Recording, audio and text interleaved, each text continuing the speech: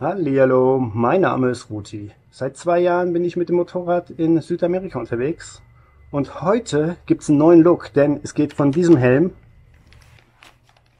auf diesen.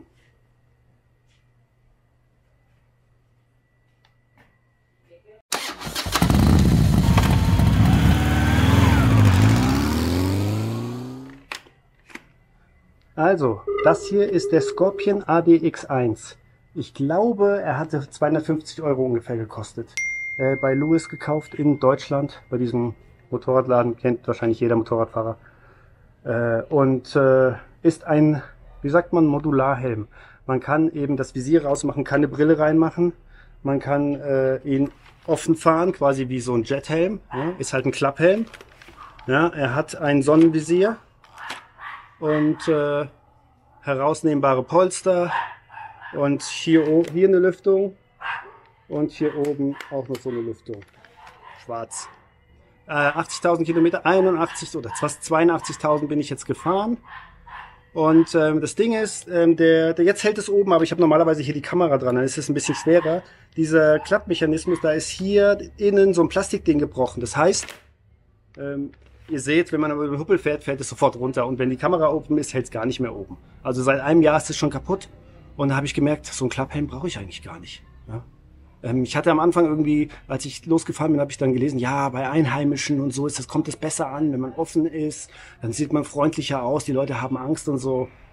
Ich kann es nicht bestätigen. Hier ist Motorradfahren nicht wie in Deutschland, dass du da ein Exot bist, sondern hier, überall fahren hier, jeder fährt hier Motorrad. Da erschreckt sich keiner mit dem Helm, wenn du mit dem Helm rumläufst oder so. Ja? Das ist ganz normal. Also Klapphelm brauchst du nicht und dieser Mechanismus, der wiegt halt auch nochmal was und es ist eben was kaputt gehen kann, was ja auch passiert ist. Ja, das ist auch Thermoplast, glaube ich. Jetzt habe ich gewechselt und ich sage, ich habe ein paar Sachen anders gemacht und ich erkläre euch jetzt warum und Erfahrungswerte. Ne? Dazu setze ich natürlich das neue Ding auf. Eben kein Klapphelm mehr. Einmal nur aus Coolness-Gründen noch mehr ein bisschen crossmäßiger, also noch spitzer zulaufend. Kommt auch mehr Luft dann rein. Ne? Und ja, ihr seht schon, nicht mehr schwarz, sondern buntig. Warum? Schwarzer Helm sieht man schlechter und vor allem ist es heiß. Ja? Schwarz ist einfach scheiße. Also ja, ich habe am Anfang dann auch so, buntig und so, ich wollte das halt nicht und so, aber ich mutiere ja langsam zum Motorradfahrer und jetzt finde ich das total cool, wenn es so bunt ist und so. Ja, das zur Farbe. Dann eben kein Klapphelm mehr, weil ich finde, man sieht mein Gesicht so auch gut. Ich habe sogar das Gefühl, dass der Ausschnitt hier noch größer ist. Ja. Das ist ein Schaft-Helm. Ja. Schaft ist eine kolumbianische Marke und der heißt Schaft Pro Series. Es gibt Schaft Normal und es gibt Schaft Pro. Pro ist der Sicherheitsstandard besser. Und zwar gibt es, was ich jetzt rausgefunden habe, ich habe das natürlich hin und her gegoogelt, weil der ist unglaublich günstig, der hat unter 100 € gekostet. Natürlich war der irgendwie 30% runtergesetzt und es ist das Modell vom Vorjahr. Es gibt jetzt, das ist eben das Modell MX 370 DV und es gibt jetzt schon 380 DV. Ja? Und ich hatte auch den 380 DV auf. Der hat dann irgendwie 150 oder so gekostet, auch wieder mit 30% oder sowas. Der saß aber bei mir nicht so gut. Ja? Da war es dann so, dass eben der hat auch so ein Sonnenvisier. Kann man das sehen? Ja, auch hier zum Klappen das. Und da war das so, dass das Sonnenvisier gar nicht über meine Augen ging bei dem anderen. Aber hier bei dem schon. Der hat eben auch besser gepasst. Und deswegen habe ich den genommen und der war natürlich auch fast die Hälfte vom Preis. Und dann habe ich gedacht, so günstig, das kann nur scheiße sein. Und dann habe ich das hin und her gegoogelt und so. Und es gibt irgendwie ich habe rausgefunden, 3 Sicherheitsstandards. Ja, zumindest 3. Es gibt DOT, das ist der amerikanische oder US-amerikanische Sicherheitsstandard. Ja, die machen irgendwelche Tests und der muss das dann aushalten und dann, wenn er das aushält, dann ist der DOT geprüft. Das gibt's hier. Aber das ist wohl das Schlechteste. Also schlechter als der europäische Standard. Und offiziell darfst du damit in Europa auch nicht fahren. Genauso wie du offiziell mit dem europäischen Standard nicht in den USA fahren kannst. Auch wenn der europäische Standard besser ist. Ja, der muss DOT geprüft sein, sozusagen. Weiß ich nicht, wie das in der Realität ist. Hier in Südamerika ist scheißegal. Das ist eine Kokosnuss auf dem Kopf.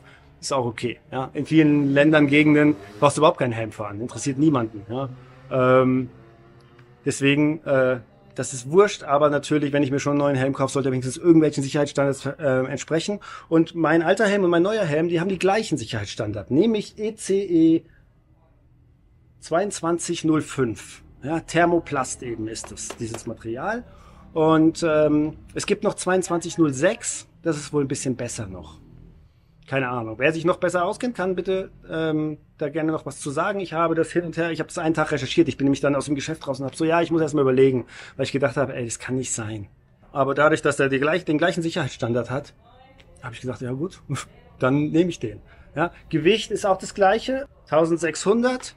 Und bei dem ist es halt oben dieses Ding.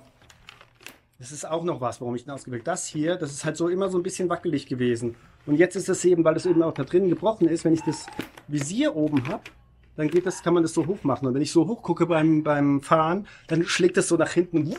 Ja? Deswegen, ich meine, ich gucke nie so hoch, man guckt nie so hoch oder selten. Ja? Und dann passiert das eigentlich nicht. Man kann schon so fahren, aber das ist alles nicht mehr so optimal. Ja? Und der ist natürlich auch schon 50.000 Mal runtergefallen. Und bin ich auch so, wenn ich irgendwo mich untergestellt habe, so pong, irgendwo gegengelaufen oder irgendwo gegen gefahren, tong und so. Ja? Ich bin noch nie wirklich auf den Kopf gefallen, mal so leicht oder so, aber ja. Aber das größte Problem daran war, dass irgendwann das Pinlock, also Pinlock ist so eine Scheibe, die setzt man innen ein, in das Visier. Da muss der Helm auch Pinlock vorbereitet sein. Und da sind dann so zwei Nippel und da kann man die wird mit so einem Gummidings, verschließt das eben luftdicht und dann beschlägt der Helm nicht. Und das ist echt eine Mega-Erfindung. Also ja, das ist, fahr mal ohne Pinlock und fahr mal mit Pinlock, dann willst du nie wieder ohne fahren. Aber bei mir war das dann irgendwann so, weil ich fahre immer mit diesem Sonnenvisier, ja, und habe das normale Visier offen. Ja, das heißt, dass irgendwann war dieses Pinlock von innen quasi sandgestrahlt und total zerkratzt. Das heißt, ich konnte nichts mehr sehen. Ja, und weil ich immer so gefahren bin. Ja, und da kriegst du halt viel Luft und man kann super sehen und das ist alles super geil. Das heißt, irgendwann, ich bin dann noch weitergefahren und so, und dann habe ich irgendwann gemerkt, so, ey, wenn du nichts siehst, bringt's halt auch gar nichts. Und dann habe ich das Pinlock rausgemacht. Und dann war das okay, aber ziemlich schnell, also das war dann erst so, dass bei jeder Temperaturschwankung, und es ist eben so, hier fährst du mal an einem Tag von 0 auf 3000 Meter und wieder runter und irgendwie durch, was weiß ich, alle Klimazonen, die es gibt. Und das beschlägt halt mega andauernd. Das war schon nervig und irgendwann war das eben auch so, dass das Visier ist halt irgendwie total blind. Damit kann man überhaupt nichts sehen. Wenn es dunkel ist, siehst du gar nichts mehr. Deswegen, ich kann dann quasi nachts gar nicht fahren oder ich habe dann 50.000 Fliegen im Gesicht. Das ist halt nervig. Dieser hier hat auch Pinlock und natürlich ein neues Visier und hat auch mein Lieblingsfeature an dem Helm, das Sonnenvisier. Das ist für mich das Allerwichtigste. Und das hier scheint auch ein bisschen stabiler zu sein als bei dem anderen. Und dann habe ich noch mein Cardo installiert, mein Kommunikationssystem zum Musikhören und Navigation. Und da gibt es hier ist so eine Klammer. Und da kann man einfach, wichtig ist, dass der herausnehmbare Polster hat, der Helm. Ja, bei einem richtigen Crosshelm oder so, die haben manchmal keine herausnehmbaren Polster. Dann kannst du das Cardo nicht einbauen, weil du eben die Kopfhörer, da sind so zwei JBL-Speaker drin. Und die musst du halt da reinmachen und dann machst du wieder die Polster drauf und dann ist es dahinter. Das ist ein bisschen rumgefriemelt, bis du da die richtige Position hast, weil wirklich, wenn du es einen halben Zentimeter falsch hast, dann hörst du es quasi gar nicht oder fast nicht. Wenn du es drauf hast, dann ist es auf einmal super laut. Also wenn es nicht richtig laut ist oder so, oder ich hatte es dann auch so, dass es ein bisschen so war, dann hatte ich es nur auf einem Ohr. Und jetzt habe ich es ein bisschen runtergemacht, dann ist es gut. Ja, man muss da ein bisschen rumfriemeln. Aber die Polster müssen halt rausnehmbar sein dafür, das ist wichtig. Und dann kannst du diese Klammer benutzen. Der Frank hat eben diese Klammer nicht. Und dann muss er das halt hier irgendwie mit so einem Kleber so draufkleben. Ja, ich kann es halt abmachen einfach und dann ist da ist da nichts, kein Klebespuren und so weiter. Was schwierig war bei diesem Helm, war die GoPro zu installieren.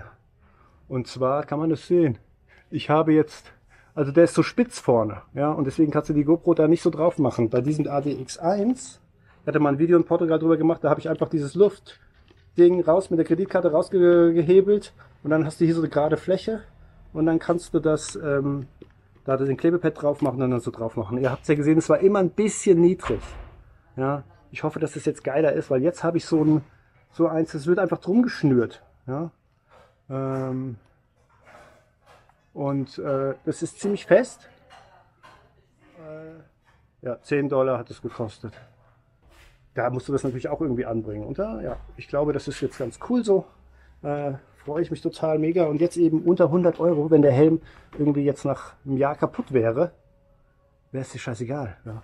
Weil es ist eben so günstig. Ach ja, was noch cool ist, das ist eben, ich habe da hier vorne ist auch so ein Lüftungsding, das kannst du so zu- und aufmachen. Ja, wenn es im Winter kalt ist, kannst du es zumachen. Das habe ich halt rausgenommen. Es müsste gar nicht rausgenommen werden, glaube ich. Hier ist so ein Platz, aber es ist jetzt draußen, dann kommt hier auch ein bisschen mehr Luft rein. Hier sind es halt 40 Grad.